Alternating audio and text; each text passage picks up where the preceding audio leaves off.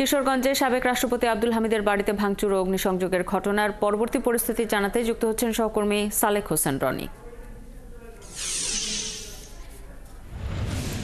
রনি, সাবেক রাষ্ট্রপতির বাড়িতে ভাঙচুর ও অগ্নিসংযোগ পরবর্তী পরিস্থিতি জানাবেন এবং ভাঙচুরে কারা অংশ নিয়েছিল আর এ বিষয়ে প্রশাসন কি বলছে?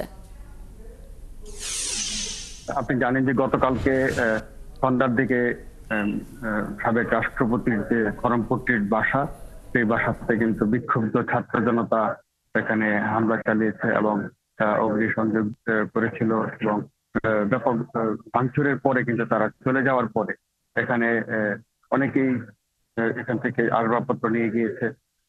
এখন আমরা সকালে এসে যেটা দেখতে পেলাম, এখানকার ভিতরে কোনো ফার্নিচার নেই, কোনো কিছুই নেই, একদম একদম ভেঙে চুরে একদম একাকার হয়ে গেছে সবকিছু। এখানে আসবাবপত্র থেকে শুরু করে একদম বেসিন পর্যন্ত খুলে নিয়ে গেছে এই খড়মপট্টির যে সাবেক রাষ্ট্রপতির যে বাসা এখান থেকে।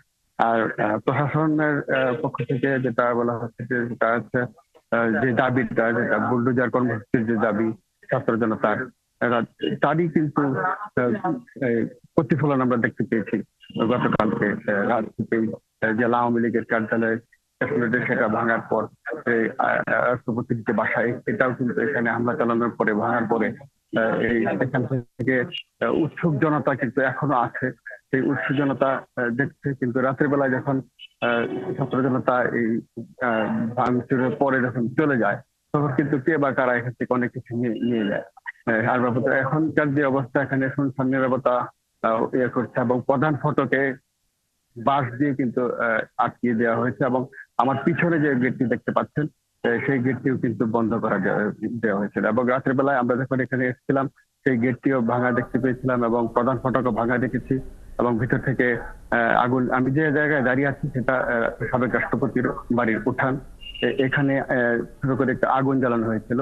তারপরে গ্যাসের লিক হওয়ার সম্ভাবনা থাকার কারণে এখানে কিন্তু উৎসুক জনতাই কিন্তু আগুনটি নিভিয়ে দেয়।